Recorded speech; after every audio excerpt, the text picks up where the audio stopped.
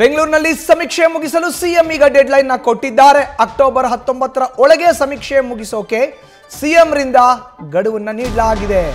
GBA ಏನಾದರೂ ಎಚ್ಚೆತ್ತುಕೊಳ್ಳದಿದ್ರೆ ಸಮೀಕ್ಷೆ ಮುಗಿಯೋದು ಅನುಮಾನ, ಡೌಟ್ ಅಂತ ಹೇಳಲಾಗ್ತಾ ಇದೆ.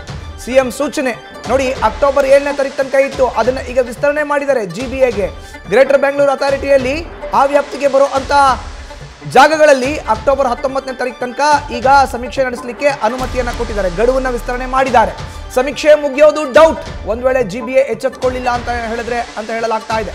ಬೆಂಗಳೂರಿನಲ್ಲಿ ಸಮೀಕ್ಷೆ ಸಂಪೂರ್ಣವಾಗೋದೇ ಸಂಶಯ. ದಿನಕ್ಕೆ 4 ಲಕ್ಷ ಮನೆಯನ್ನ ಸರ್ವೆ ಮಾಡಬೇಕಾದಂತ ಅನಿವಾರ್ಯ ಪರಿಸ್ಥಿತಿ ಈಗ ನಿರ್ಮಾಣ ಆಗ್ಬಿಟ್ಟಿದೆ.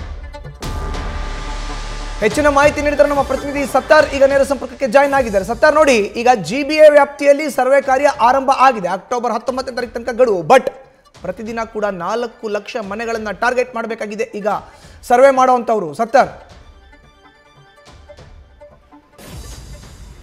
ಮಧುಸೂದನ್, ಗ್ರೇಟರ್ ಬೆಂಗಳೂರು ಪ್ರಾಧಿಕಾರದ ವ್ಯಾಪ್ತಿಯಲ್ಲಿ ಸರಿಸುಮಾರು 46 ಲಕ್ಷ ಮನೆಗಳ ಸಾಮಾಜಿಕ ಮತ್ತು ಶೈಕ್ಷಣಿಕ ಸಮೀಕ್ಷೆ ಆಗಬೇಕಾಗಿದೆ.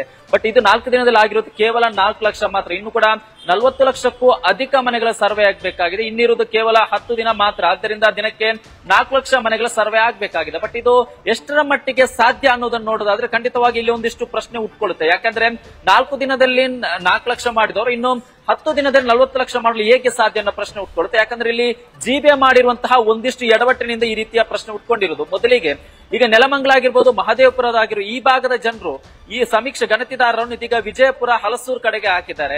ಅವರು ಗಣತಿಗೆ ಬರಬೇಕಾದ ಸಂದರ್ಭದಲ್ಲಿ ಟ್ರಾವೆಲ್ಗೆ ಅವರಿಗೆ ಸರಿಸುಮಾರು 4 ರಿಂದ 5 ಗಂಟೆ ಬೇಕಾಗುತ್ತೆ. ಜೊತೆಗೆ ಒಂದು ಮನೆಗೆ ಹೋದಂತಹ ಸಂದರ್ಭದಲ್ಲಿ ಅವರಿಗೆ ಒಂದು ಮನೆ ಸಮೀಕ್ಷೆ ಮಾಡಲು ಮಿನಿಮಮ್ 40 ರಿಂದ 1 ಗಂಟೆಗೆ ಸಮಯಾವಕಾಶ ಬೇಕಾಗುತ್ತೆ. ದಿನಕ್ಕೆ ಅವರು 20 ಮಾಡಲೇಬೇಕಾದ ಅನಿವಾರ್ಯತೆ ಇದೆ. 20 ಮನೆಗಳು ಸರ್ವೆ ಮಾಡ್ಬೇಕಂದ್ರೆ 20 ಗಂಟೆ ಅಲ್ಲೇ ಬೇಕು. ಜೊತೆಗೆ ಟ್ರಾವೆಲ್ಗೆ 4 ರಿಂದ 5 ಗಂಟೆ ಬೇಕಾಗುತ್ತೆ. ಹಾಗಾದ್ರೆ ಹೇಗೆ ಸಾಧ್ಯ ಅನ್ನೋ ಪ್ರಶ್ನೆ ಉಟ್ಕೊಳ್ಳುತ್ತೆ. ಹಾಗಾದ್ರೆ ಜಿಬಿಎ ಏನ್ ಮಾಡಿದ್ರೆ ಈ ರೀತಿಯ ಸಮಸ್ಯೆಯನ್ನು ಬಗೆಹರಿಸಬಹುದು ಅನ್ನೋದನ್ನು ನೋಡೋದಾದ್ರೆ ಮೊದಲಿಗೆ ಅವರು ಆಯಾ ಏರಿಯಾದ ಗಣತಿದಾರರಿಗೆ ಆಯಾ ಏರಿಯಾದ ಸಮೀಕ್ಷೆ ಮಾಡುವಂತ ಒಂದು ಅವಕಾಶ ಕಲ್ಪಿಸಬೇಕಾಗಿತ್ತು.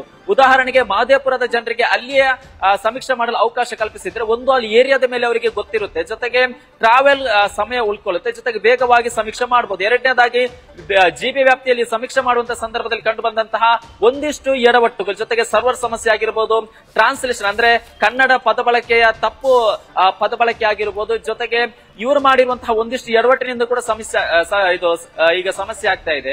ಜಿಬಿಎ ಜೊತೆಗೆ ಈ ಜಿಬಿಎದವರು ಸರಿಯಾದ ರೀತಿಯಲ್ಲಿ ಒಂದು ಪ್ಲಾನ್ ಎಕ್ಸಿಕ್ಯೂಟ್ ಮಾಡಿಲ್ಲ. ಯಾಕಂದ್ರೆ ಅವರು ಈ ಮೊದಲಿಗೆ 25,000 ಸಿಬ್ಬಂದಿ ಮೂಲಕ ಸರ್ವೆ ಮಾಡ್ತೀವಿ ಅಂತ ಸ್ಟೇಟ್ಮೆಂಟ್ ಅನ್ನು ಕೊಟ್ಟಿದ್ರು. ಬಟ್ ಸೋಮವಾರ ತನಕ ಬೆಂಗಳೂರು ವ್ಯಾಪ್ತಿಯಲ್ಲಿ ಅಂದ್ರೆ ಗ್ರೇಟರ್ ಬೆಂಗಳೂರು ವ್ಯಾಪ್ತಿಯಲ್ಲಿ ಕೇವಲ 13,000 ಗಣತಿದಾರರು ಮಾತ್ರ ಸಮೀಕ್ಷೆಯಲ್ಲಿ ಭಾಗಿಯಾಗಿದ್ರು ಅನ್ನೋದನ್ನ ಖುದ್ದು ಗ್ರೇಟರ್ ಬೆಂಗಳೂರು ಅಥಾರಿಟಿಯ ಮುಖ್ಯ ಆಯುಕ್ತರಾಗಿರುವಂತಹ ಮಹೇಶ್ವರ್ ಅವರು ಒಂದು ಸ್ಟೇಟ್ಮೆಂಟ್ ಅನ್ನು ಕೊಟ್ಟಿದ್ರು. ಅಂದ್ರೆ ಅರ್ಧಕ್ಕರ್ಧ ಸಿಬ್ಬಂದಿಯ ಇಲ್ಲಿ ಭಾಗಿಯಾಗಿಲ್ಲ ಅನ್ನೋದು ಇಲ್ಲಿ ಸ್ಪಷ್ಟ ಆಗುತ್ತೆ. ಇದಕ್ಕೆ ಅವರು ಪರ್ಯಾಯ ವ್ಯವಸ್ಥೆ ಕೂಡ ಮಾಡಿಲ್ಲ. ಜೊತೆಗೆ ಗಣತಿಯಿಂದ ಯಾರು ಹಿಂದೆಟಾಗ್ತಾ ಇದ್ದಾರೆ ಅವರನ್ನು ವಿಶ್ವಾಸಕ್ಕೆ ತೆಗೆದುಕೊಂಡು ಗಣತಿಯಲ್ಲಿ ಭಾಗವಹಿಸುವಂತಹ ನಿಟ್ಟಿನಲ್ಲಿ ಯಾವುದೇ ರೀತಿ ಕೆಲಸವನ್ನು ಮಾಡಿಲ್ಲ. ಅವರಿಗೆ ಕಠಿಣ ಕ್ರಮದ ಒಂದು ಎಚ್ಚರಿಕೆ ಕೊಟ್ಟರು ವಿನಃ ಏನ್ ಮಾಡಿದ್ರೆ ಅವ್ರನ್ನ ಯಾವ ರೀತಿ ವಿಶ್ವಾಸಕ್ಕೆ ತೆಗೆದುಕೊಂಡು ಅವ್ರನ್ನು ಕೂಡ ಸಮೀಕ್ಷೆಯಲ್ಲಿ ಭಾಗಿಯಾಗುವಂತೆ ಮಾಡಬೇಕು ಅನ್ನೋ ನಿಟ್ಟಿನಲ್ಲಿ ಇದುವರೆಗೂ ಕೂಡ ಯೋಚನೆ ಮಾಡಿಲ್ಲ. ಈ ರೀತಿಯ ಸಾಲು ಎಡವಟ್ಟಿನಿಂದ ಇವತ್ತು ಒಂದು ಕಡೆ ಸಿಬ್ಬಂದಿ ಕೂಡ ಟೆನ್ಷನ್ ಆಗಿದ್ದಾರೆ. ಈ ಪ್ರಾಕ್ಟಿಕಲ್ ಆಗಿ ನೋಡೋದಾದ್ರೆ ಕೇವಲ 10 ದಿನದಲ್ಲಿ 4 ಲಕ್ಷ ಸರಿಸುಮಾರು 40 ಲಕ್ಷ ಮನೆಗಳ ಸರ್ವೆ ಹೇಗೆ ಸಾಧ್ಯ ಅನ್ನೋ ಪ್ರಶ್ನೆ ಕೂಡ ಇದೀಗ ಮೂಡುತ್ತೆ. ಮಧುಸೂದನ್, ಧನ್ಯವಾದ ಸತ್ತಾರ್ ನಿಮ್ಮ ಮಾಹಿತಿಗೆ. ನ್ಯೂಸ್ ಫಸ್ಟ್, ನಿರ್ಭೀತಿಯಿಂದ ನಿಮ್ಮ ಪರವಾಗಿ.